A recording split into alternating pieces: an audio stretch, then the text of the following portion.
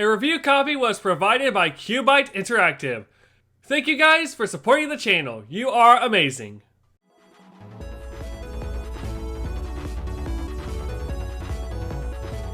Alright! And we are back, AdventureBlur here, with another game review. This time around, Vasara Collection for the Switch. So let's get started. I'm going to be honest here. I don't know how I feel about this game. I've been trying to figure out this review for a while and I genuinely don't know how I feel.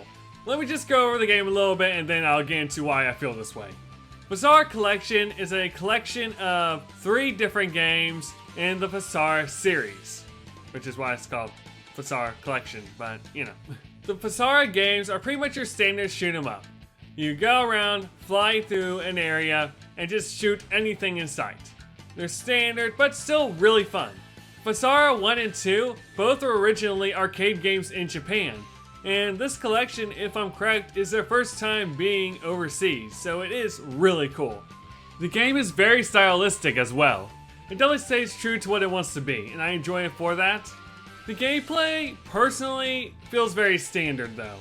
It feels like your average shoot 'em up. You just go through a stage, destroy what enemies come along, and then you eventually fight a boss or two. It doesn't really do anything to change it up, but at the same time, I don't know what they could do to change it up. Mind you, I am not an expert on shoot 'em ups at all, so there probably are a lot of ways you could do it. I just don't know. I'm not that good at shoot 'em ups. Each of the game's characters does come with a special move they can use to block enemy attacks while still attacking and doing a ton of damage to bosses and regular enemies alike. And I do really enjoy that. It does feel a little cheap sometimes how easy you can just keep spamming it to destroy a boss. But at the same time, you're only allowed to do it a couple times per life until you have to really recharge it, which takes some time. So it's still fairly balanced. Now, something I really like that is really unbalanced is how lives work in the game.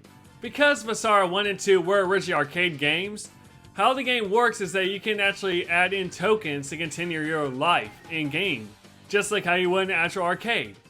Now, it could be cheap sometimes, being in the middle of a tough situation, you just keep adding in tokens to keep going, but I love it. It's something so simple and stupid and really doesn't do anything. You could just put in infinite life or something and have the same effect instead of just having to click a button to add in tokens, but I love it. It's just a little quality of life thing I just really enjoy about the game. There's actually quite a bit of quality of life stuff in this game.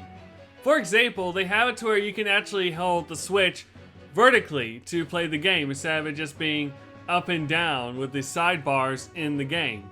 Now, I can't really use this mode, mostly because I don't have a Nintendo Switch flip grip or anything like that, but it's still really cool that it gives you the option to use one if you have it.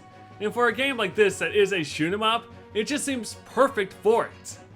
The controls are also really good. I have nothing really bad or good to say about the controls, they're good. No complaints. Now there's also this one mode called Vasara Timeless, which is pretty much like the previous versions, but instead of having just your set amount characters and it's a very limited screen, it uses the entire TV screen, as well as allowing you to choose any character, including an unlockable character you get after being Vasara 2. I thought this mode was honestly my favorite of all the games on here. It wasn't anything groundbreaking and it was much more smaller scale, which, for a game like this, I feel like I was able to get immersed a lot more. When I play a shoot 'em up or any game like this, I really want to get into it, and I was able to more in this mode than any other. Though I do have to admit, the updated graphics, or whatever graphics they used for this mode in particular, did not look that great. The other modes were very much how they were in the arcades. This one had this kind of updated but kind of not look, and it just did not look good at all. But at the same time, fun matters a lot more than graphics, so I enjoyed it. Now there's also the extras menu, which give you, of course, the online rankings and everything else. But it also gives you all the artwork from all the games. And this is honestly a really good bonus. It gives you everything from just the artwork that was on the cabinets of the arcades, to just more recent artwork they made for this collection. And it's something simple really, but again, simple goes a long way. Finally, there's the music. The music was alright. There wasn't anything amazing about it, but it was not terrible either. I overall enjoyed it, but it didn't really bring me into the game more. You know? It was just fine. And honestly, I think that's how I would describe Vasara Collections as a whole. It was just fine. Like, it didn't do anything bad. I can't think of any reasons to dislike it. But there isn't anything to really bring me into the game, to really immerse me and get me hooked on the game. I think that if you are a shoot 'em up fan, or just a fan of that genre, or arcade games like this, you would love this collection. I think there's a lot there for people like that, who are willing to put in all that time to get those high scores and all that. But for me personally, it's just not for me. I feel terrible because I feel like there's gotta be some negatives on why I don't love it, but there isn't. It's just not for me. So like, if I had to give it a 1 out of 10 ranking, I would probably give it a 7 out of 10.